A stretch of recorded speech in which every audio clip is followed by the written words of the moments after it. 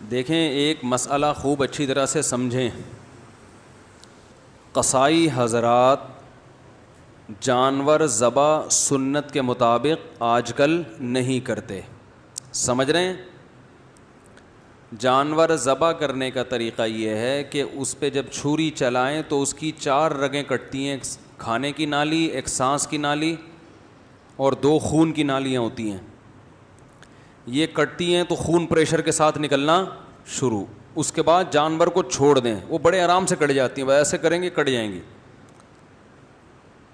جانور کو چھوڑ دیں تاکہ اس کا بلڈ اچھی طرح باڈی سے نکل جائے. ذبح کرنے کا جو فلسفہ ہے اس کی بنیاد یہی ہے کہ جانور کا خون نکل جائے. خون ایک گندی ناپاک چیز ہے نا. قصائیوں کے پاس ٹائم کم ہوتا ہے. جیسے جن خواتین جو گائنی کے ڈاکٹر کے پاس جاتی ہیں نا اور بچے کی ڈیلیوری کا وقت ہو تو ڈاکٹروں کے پاس ٹائم, بولو بھائی, کم ہوتا ہے. جو نیچرل پروسیس ہے ڈیلیوری کا اس میں 1 ہفتہ بھی لگ سکتا ہے, 2 دن بھی لگ سکتے ہیں. بعض دفعہ درد اٹھ رہے ہیں, ختم ہو گئے, چلو جی واپس جاؤ, جب دوبارہ ہو تو دوبارہ آنا. بہت سے ڈاکٹر یہ ٹینشن نہیں لیتے. ان کے پاس چاپڑ, چھری, چاقو ہر وقت اویلیبل ہوتے ہیں اور قصائی بھی ان کے پاس ہر وقت موجود ہوتے ہیں. بھائی نہیں ہو رہا, کاٹو اور بچہ باہر نکالو. تو وہ کیا کرتے ہیں, آپریشن کر کے پیٹ ویٹ کاٹا. بھائی ٹائم نہیں ہمارے پاس. ان ڈاکٹروں کی بات کر رہا ہوں جو میرا بیان اس وقت نہیں سن رہے. سمجھ رہے؟ تو جیسے گائنی کی جو ڈاکٹرز ہیں ان کے پاس نیچرل ڈیلیوری کا ٹائم, جو پروسیس ہے نیچرل, اس تک انتظار کا ٹائم نہیں ہوتا. تو انہوں نے چاپڑ لے کے بکتے بکتے لے کے عورت کا پیٹ کاٹا اور بچے کو باہر نکال کے سی دیا. بار بار یہ پروسیس ہو تو زب لگا دیں گی کچھ دنوں میں, آپ دیکھنا. بھائی 2-3 بچے ہو گئے, بار بار کیا کاٹنا, زب لگایا, پیٹ میں زب لگا دیں گی ڈاکٹرز کہ بھائی دوبارہ آؤ, بس یہیں سے نکالا کرو. وہ جو ونس اپون اے ٹائم بچے پیدا ہوا کرتے تھے, خاص طریقہ ہوتا تھا, مائیں چیختی تھیں, درد ہوتا تھا, پھر بچہ پیدا ہو گیا. پھر اللہ نے بھی قرآن میں بیان کیا, حملتہ امہ کرہن ووضعتہ کرہا, ماں کا بڑا حق ہے, تکلیف سے جنا ہے اس نے, قرآن نے بیان کیا. تو تکلیف ڈاکٹروں نے اٹھا لی ہے کہ اب آپ کو ٹینشن لینے کی ضرورت نہیں ہے, ہم ہیں. بکتے بکتے لے کے چاپڑ واپڑ لے کے بیٹھے ہوئے ہوتے ہیں وہ.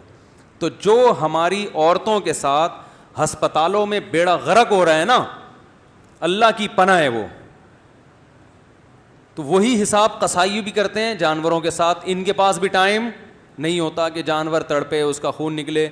یہ جلدی ٹھنڈا کرنے کے لیے اس کے حرام مغز میں چاقو مارتے ہیں. دیکھا ہوگا نا آپ سب نے.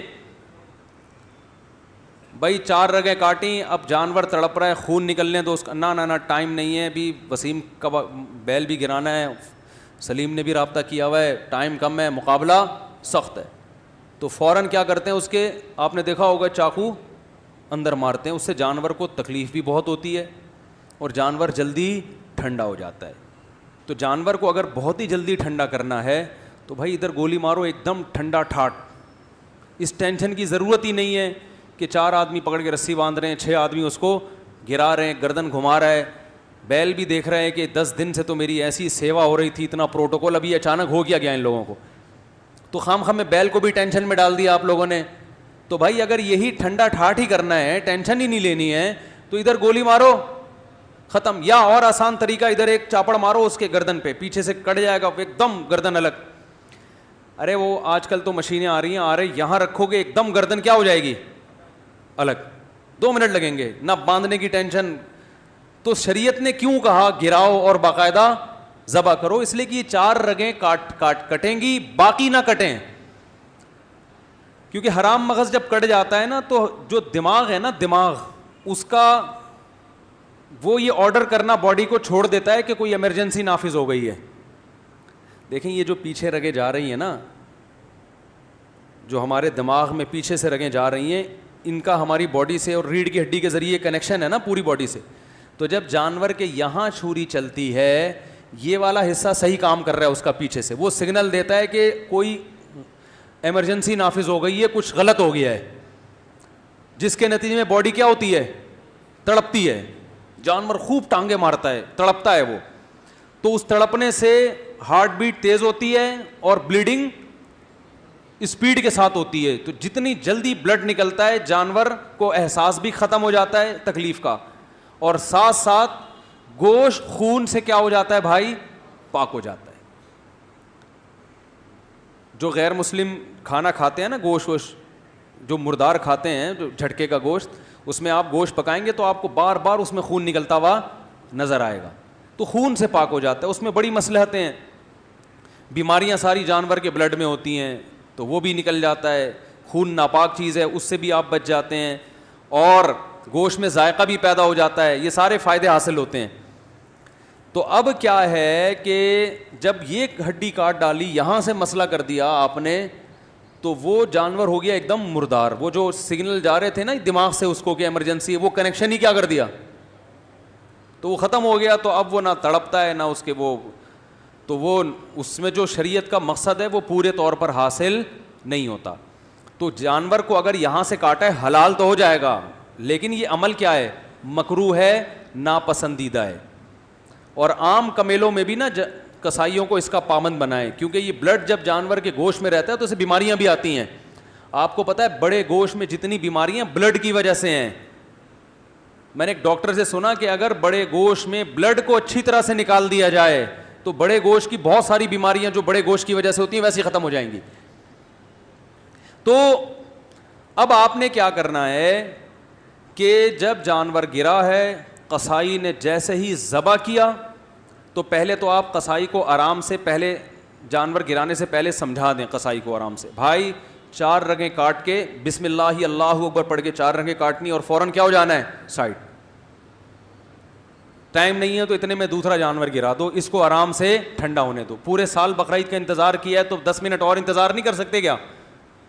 10 منٹ تھوڑا دیر سے کھانا پک جائے گا, کیا خیال ہے بھائی؟ تو آپ نے قصائی کو لگا دیں, سمجھا دیں بہت اچھی طرح سے, تو انشاءاللہ اس کو کھونٹے سے باندھنے کی نوبت نہیں آئے گی قصائی کو. پھر بھی اگر نہیں مان رہا ہے, جیسے کہ نہیں مانتے,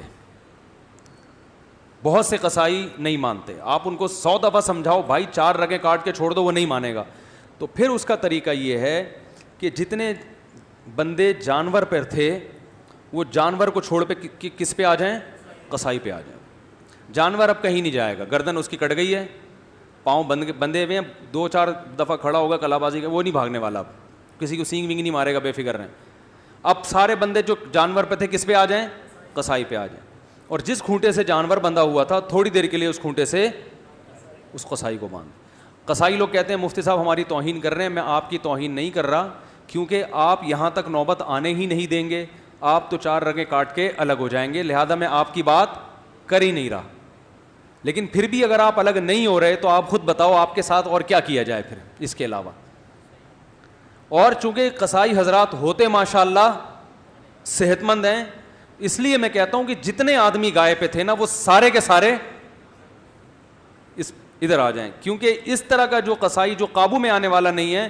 گائے کی لات برداشت ہو سکتی ہے, اس کی لات بولو بھائی وہ برداشت نہیں ہوگی. تو سارے اس پہ آ کے جس کھونٹے سے اس کو باندھا ہوا تھا, وہ بھی کرائے پہ اکثر لوگ کھونٹا لیتے ہیں, وہ کام آ جائے گا, ضائع ہونے سے بچ جائے گا نا, اس پہ باندھ دیں. جب ٹھنڈا ہو جائے تو پھر اس کو کھولیں, بولیں اب تم جانو اور بچھڑا جانے. سمجھ رہے ہیں کہ نہیں سمجھ رہے؟ ایک مسئلہ تو یہ. اور یہ عام طور پہ بھی جب گوشت خریدا کریں نا تو اس میں بھی کوشش کیا کریں, اگر یہ آپ کے لیے ممکن ہے تو جانور اپنے سامنے کٹوا کے بس اتنا کٹوایا کریں.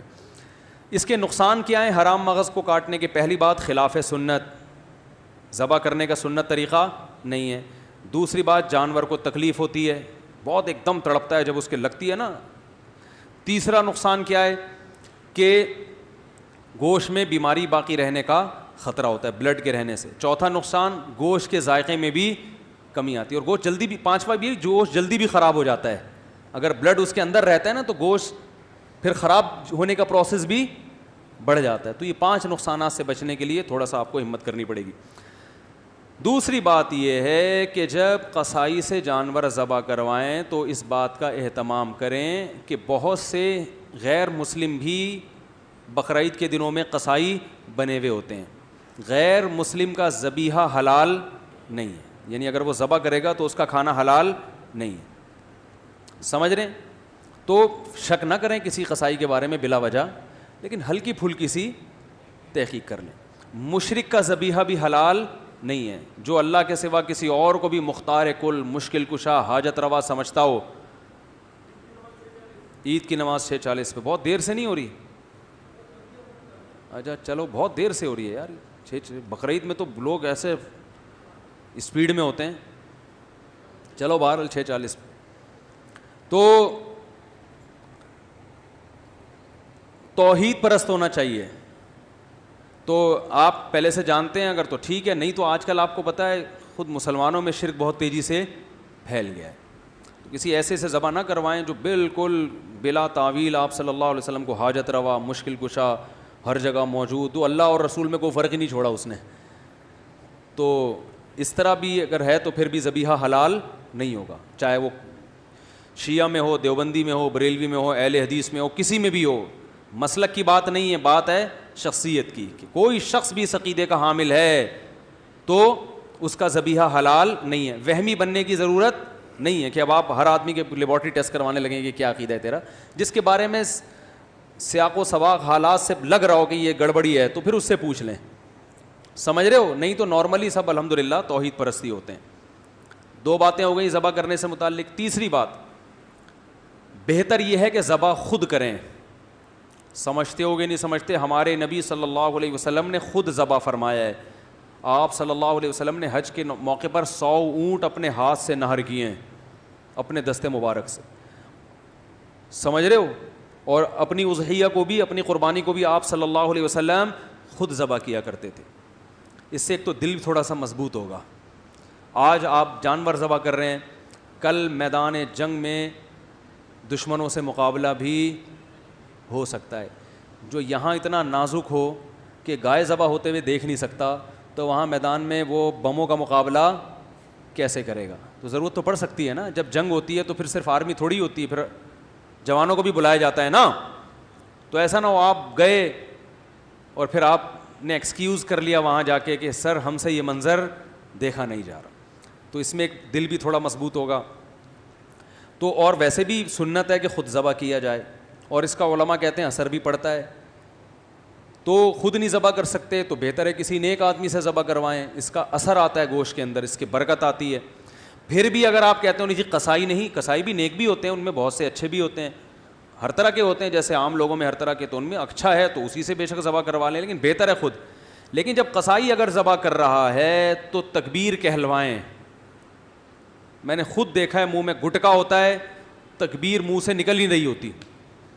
وہ گٹکا تکبیر پڑے گا تو گٹکا تھوکنا پڑے گا.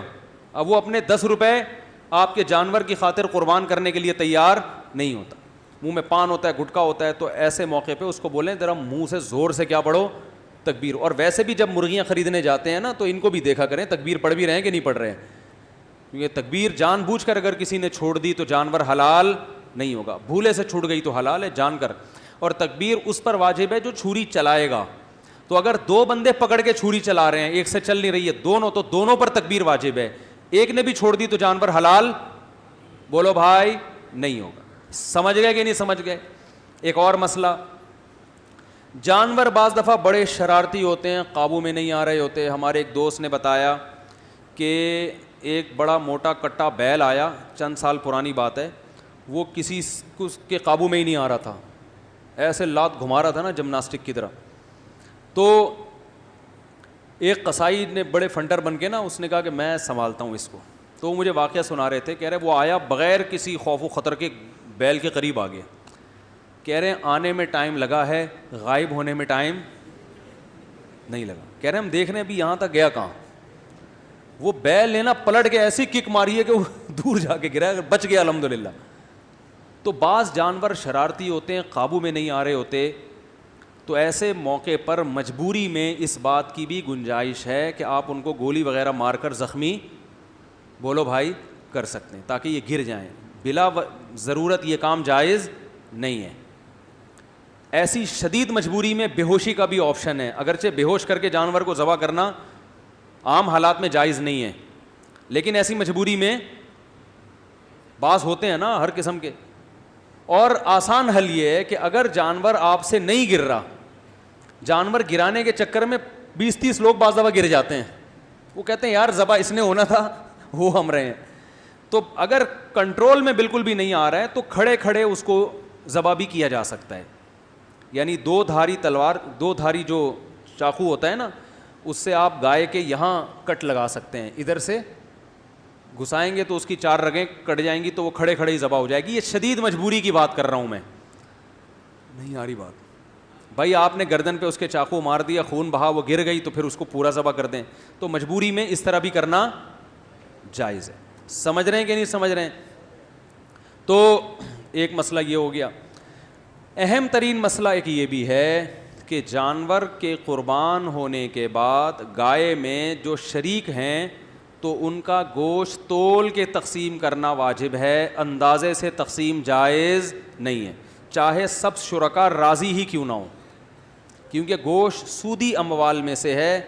اس میں جیسے 10 روپے کے بدلے میں آپ 11 روپے نہیں لے سکتے, تو گوشت میں ایک پاؤ ایک چھٹانک گوشت بھی دوسری طرف چلا گیا تو وہ سود کے حکم میں آ جائے گا.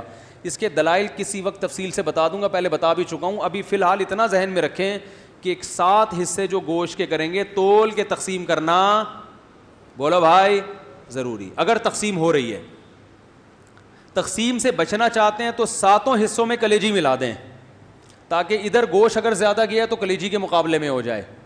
جیسے 10 روپے کے بدلے میں 11 روپے اگر لینے ہیں تو 10 روپے کے ساتھ کوئی ماچس واچس کوئی ٹافی ملا دیں گے تو جائز ہو جائے گا نا, تو اضافی 1 روپے اس ٹافی کے مقابلے میں ہو جائے گا, ماچس کے مقابلے میں ہو جائے گا. تو ایسے ہی گوشت کی جب 60 ڈھیریاں بنائی جائیں تو ہر ڈھیری میں تھوڑی سی کلیجی ملا دیں, اور شروع میں کلیجی کی جو 60 ڈھیریاں بنائیں تو ہر ڈھیری میں تھوڑا سا گوشت ملا دیں, تو پھر تول کی ٹینشن سے بچ جائیں گے. نہیں آ رہی بات؟ آسان ہے یار, خلاصہ بتا دیتا ہوں. گوشت تول کے تقسیم کریں اور کلیجی بھی ہر ایک میں تھوڑی تھوڑی ملا